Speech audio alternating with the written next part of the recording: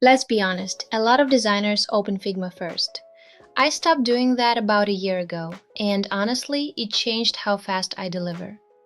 Before I touch a single frame, I talk to Claude, not to generate UI, but to help create a solid design architecture. Here's the problem with jumping straight into Figma. You're making visual decisions before you've made structural ones.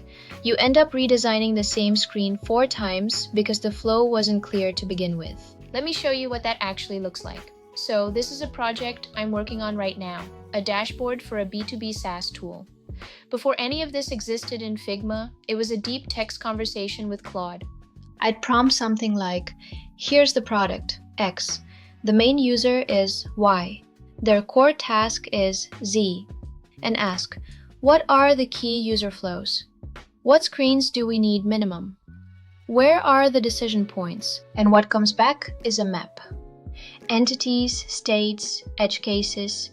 You can see here, this navigation structure, the way the logic came out of that conversation. What really matters is how it compresses the thinking phase. Instead of spending half a day guessing through wireframes, I can arrive at a strong structural foundation in about 20 minutes. So the quality of the design isn't rushed, it's just reached faster.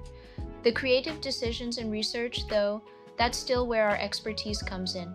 Every direction is thoroughly investigated before any design iteration begins. So if you're a designer and you haven't tried this, start with architecture. Use AI to think, then design. Your Figma files will be cleaner. Your clients will ask fewer, wait, how does this work? Questions. And you'll spend way less time redoing things. If you want a ready-to-use prompt, just write Claude in the comments and we'll send it over.